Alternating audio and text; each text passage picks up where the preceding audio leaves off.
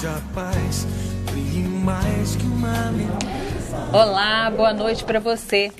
Seguindo uma tendência mundial, o Brasil vem experimentando o aumento da expectativa de vida da população adulta. Conforme dados divulgados pelo IBGE em 2017, a expectativa de vida do brasileiro é de 76 anos. Estamos vivendo mais. Mas essa conquista nos leva a conviver também com alguns problemas. Um deles é o aumento da violência contra o idoso, que nos últimos anos atingiu índices assustadores. Segundo o boletim epidemiológico do SUS, a maior parte das agressões sofridas pelos idosos acontece no ambiente familiar. São praticadas principalmente por filhos e quase sempre associadas ao uso de álcool e drogas. Aqui em Goiânia, 77% das denúncias que chegam à Delegacia de Proteção à Pessoa Idosa são de abuso financeiro e 39% de abandono afetivo ou negligência. O relatório da Organização das Nações Unidas de 2017 revela que 1 em cada 6 idosos é vítima de algum tipo de agressão em todo o mundo. E este é o assunto de hoje do programa Todas as Coisas. Boa noite, Darmélia. Boa noite, Suzete. Boa noite você que está nos assistindo pela TV Brasil Central.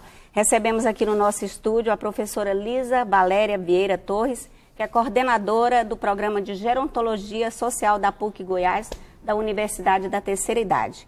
Boa noite, professora. Boa noite. Obrigada pela presença. Nós é que agradecemos pela oportunidade. Recebemos também aqui a advogada Rosedália Marçal, que é da Comissão Especial do Advogado Sênior e do Direito da Pessoa Idosa, aqui representando a OAB Goiás. Seja bem-vinda. Obrigada.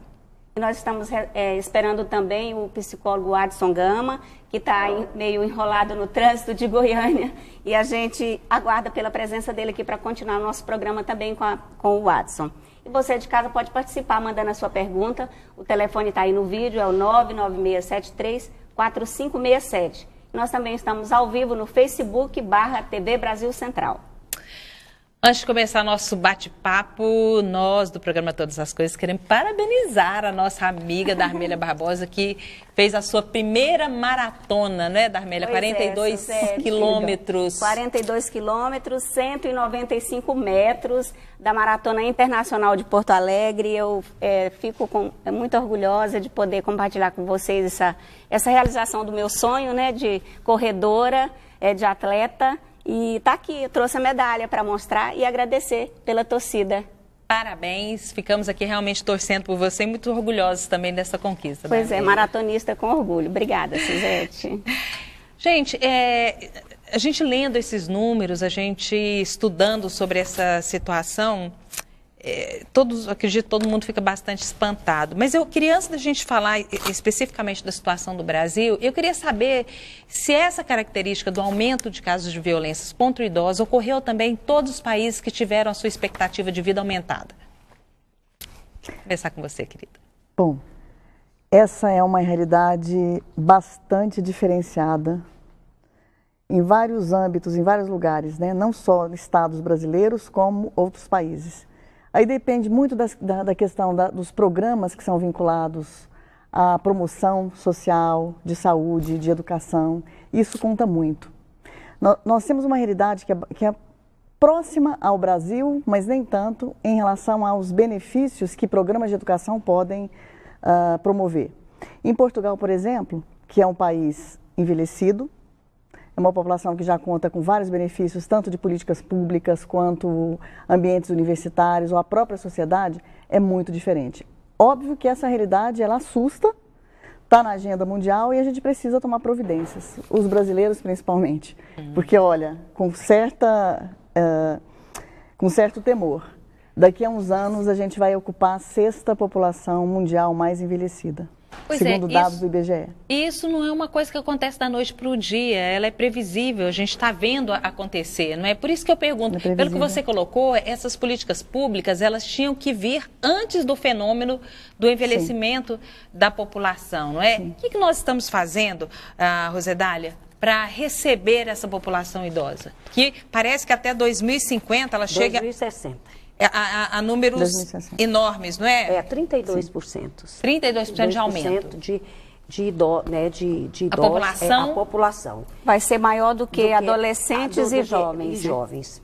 Então, realmente, né? E a gente vê que a situação é grave, né? Ela é grave, mas ela tem sido olhada de perto, porque tanto que tem vindo de público, né? A sociedade está participando, você vê que vem acontecendo. Dentro da OAB, por exemplo, agora, foi criado, né, na OAB Nacional, o Conselho do Idoso, né, com representação de todos os estados. Então, inclusive a nossa presidente do Conselho, Sara Mendes, é a representante nossa aqui. Qual que é o trabalho do Conselho, doutora? O trabalho do Conselho é buscar políticas, né? Políticas, olhar de maneira, como bem disse a nossa repórter, preventiva e ver uma maior assistência e maior participação das políticas públicas da sociedade, né? E assim, esclarecendo cada vez mais, né? Esclarecendo, chegando perto e fazendo, tornando realidade assim, direitos que o idoso tem. Fazer valer, né, a lei, né? Preservado, resguardado pelo Estatuto do Idoso, né? A Lei 10.741 de 2003, né? Porque ela assegura os direitos. Então, é fazer valer, porque não pode ficar só no discurso. Pois é interessante que quando a gente fala na violência, a gente pensa na violência física, que é um absurdo, mas a violência contra o idoso, ela perpassa por outros fatores. A violência psicológica, a financeira, a física, a negligência, o abandono, isso tudo é violência, que muitas vezes o idoso não sabe que isso é um crime, e que ele está sendo vítima dessas pessoas. E o que é mais interessante ainda é que muitas notificações são feitas, primeiro que a pessoa não tem condições, exatamente pela sua situação física, às vezes são muito velhos, ou porque eles têm vergonha. Porque essa violência é praticada dentro de casa por aqueles que deveriam cuidar dele. Exatamente. Isso inibe, porque quando é familiar, o idoso, ele tem maior dificuldade em reagir, em denunciar, porque é o filho, porque é o neto, porque... E às vezes tem medo também, né, de sofrer represália, né? De denunciar e ficar pior a situação. Como é que faz para proteger os idosos nesse caso, professora? A gente está falando aqui de uma situação tão delicada, mas não deixa de ser emergente, a gente precisa conversar e partilhar isso. Então, novamente, a gente agradece, enquanto universidade, enquanto espaço acadêmico, de um momento como esse aqui, de conversa. Veja bem, eu vou comentar agora um pouquinho sobre a questão do papel da universidade, né, que é o lugar que eu ocupo. Nós temos vários programas de educação continuada, que tem muito a ver com o princípio que rege a aprendizagem ao longo da vida. E a UNAT da PUC-Goiás, nos seus 29 anos, tem feito isso, de várias formas. O que a gente, em termos de educação, o que a gente pode fazer para proteção? Eu penso que no ambiente universitário, o que favorece são os momentos de partilha. E quando você compartilha situações de negligência, que quase não se fala, né? As questões da violência são mais pautadas na violência física, na violência psicológica, mas há negligência familiar, e essa exposição é muito difícil de aparecer, porque eles se sentem constrangidos em expor a família. Então, o momento de convívio da universidade aberta, e não só, o momento de aprendizagem em sala de aula, de partilha, fornece esse momento de você compartilhar o que acontece em casa com o professor orientador. Então, pela partilha, você orienta.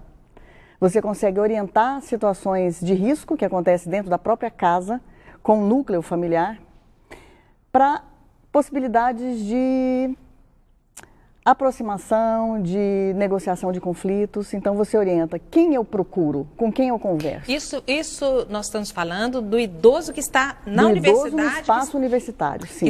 Porque é um espaço que recebe o aluno idoso, a universidade, Isso. que recebe esse aluno, e também a sociedade? Olha só, a Universidade Aberta à Terceira Idade, popularmente no Brasil conhecida como UNAT, existem várias universidades em vários espaços de instituições de ensino superior. Nos lugares, nos países fora, isso é um pouco diferente. Você, como organização social, como comunidade, como igreja, você pode sim montar uma universidade. No Brasil, especificamente, as UNATs, elas são específicas de instituições de ensino superior. Então, elas estão atreladas ao ambiente acadêmico. Então, qual é o objetivo dessas universidades, a maioria delas? Proporcionar momentos de aprendizagem, de educação continuada, não formal e atividades que se estendem fora da sala de aula. Então, são atividades abertas, disciplinas várias em vários âmbitos, de letras a artes. No caso da UNAT da PUC-Goiás, nós temos semestralmente uma oferta grande de disciplinas. Como que faz para participar? Qualquer pessoa é aberta a participação de qualquer pessoa? Isso que a gente ia comentar agora. O único pré-requisito, você precisa ter 60 anos ou mais, no caso, para frequentar a universidade, na UNAT da PUC-Goiás. Houve um tempo que era um pouco diferente, mas agora a instituição resolveu obedecer ao regimento do Estatuto do Idoso, que no Brasil, o idoso é aquele considerado com 60 anos ou mais. É uma realidade diferente de outros lugares. Mas no Brasil, a pessoa idosa é aquela que tem 60 anos ou mais. Então, esse é um pré-requisito. As disciplinas são abertas, são oferecidas semestralmente. Agora há pouco, nesse último final de semana, houve o nosso encerramento com uma festa junina. E cada semestre a gente fica um pouco mais contente porque eles aproximam mais pessoas. Nós estamos atualmente com quase 200 alunos da comunidade frequentando esse espaço. Para o próximo semestre, as matrículas acontecerão dias 5 e 6 de agosto. Para novatos. Gratuita? Gratuito. Doutora Rezedália, quando a gente fala, é tão covarde essa questão da violência contra o idoso, contra a criança, contra a mulher, que muitas vezes eles não têm opção de sair desse círculo de violência. No caso do idoso, ainda mais difícil, porque ele às vezes não tem a condição física mesmo de sair.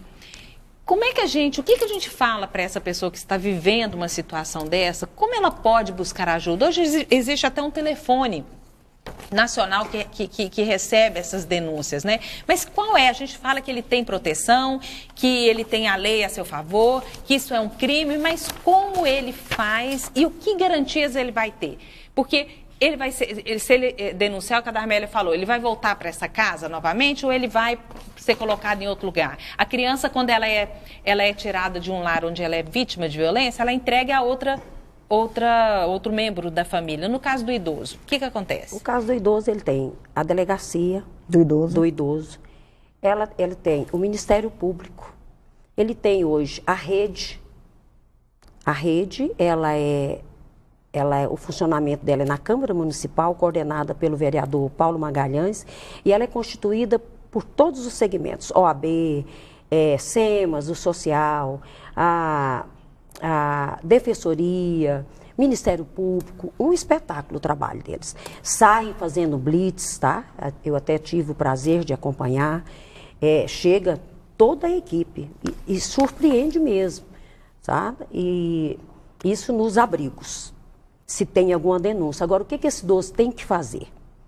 Ele tem que procurar, igual você está falando, é uma situação difícil, porque se a pessoa está debilitada ali, ela já está fragilizada, né?